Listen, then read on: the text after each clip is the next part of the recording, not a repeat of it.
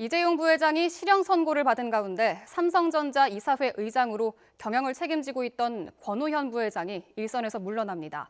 오늘 사퇴의 글을 올렸습니다. 취재기자 연결해 들어보겠습니다. 박소정 기자. 네, 경제부입니다. 네, 권오현 부회장이 모든 직책을 내려놓는다는 건가요?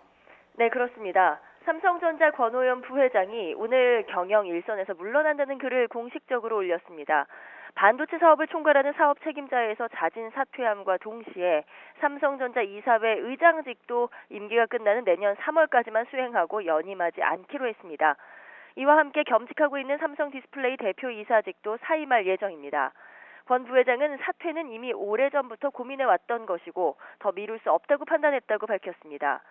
또 급격하게 변하는 IT 산업의 속성상 지금이 후배 경영진이 새 출발을 할 때라고 말했습니다.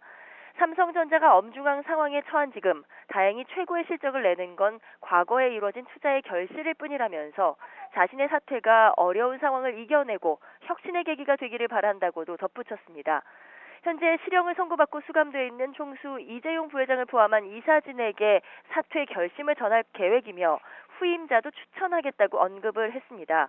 지난 2012년부터 삼성전자 대표이사 부회장을 맡아온 권 부회장은 삼성 미래전략실이 해체된 이후에는 이재용 부회장 다음으로 가장 경영에서 높은 자리에 있는 임원이었는데요. 이 사퇴 후폭풍이 만만치 않을 것이라는 예상이 나옵니다. 또 실제 어떤 배경이 있는지에도 관심이 쏠리고 있습니다. 일단 업계 관계자들은 오늘 사퇴를 전격적으로 밝힌 이유가 사상 최대 실적을 발표한 날이라 이면 교체로 시장에 미치는 충격을 최소화할 수 있는 시점이기 때문이라고 보고 있습니다.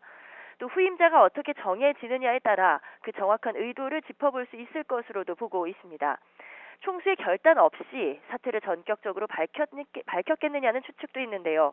현재 2심 재판을 앞둔 이재용 부회장이 총수 공백에다 최고 경영진 공백까지 겹친 것을 재판부에 호소하려는 전략이 담긴 것 아니냐는 예상도 나옵니다. 네, 말씀하신 것처럼 삼성전자의 3분기 잠정 실적이 오늘 나왔는데요. 또 사상 최대 기록을 갈아치웠다고요? 네, 그렇습니다. 삼성전자의 올해 3분기 잠정 실적, 또다시 이른바 깜짝 실적을 냈습니다.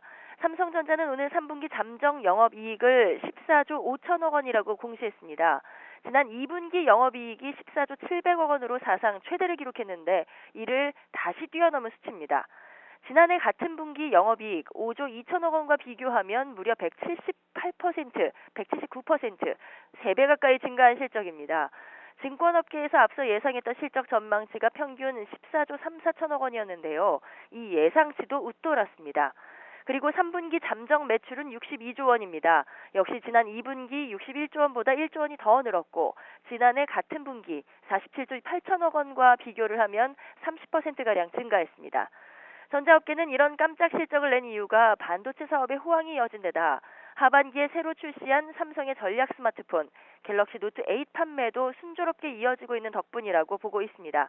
오늘은 잠적 실적 발표였고요. 사업 분야별 구체적인 실제 실적 발표는 이달 말쯤에 이뤄집니다. 지금까지 경제부에서 YTN 박소정입니다.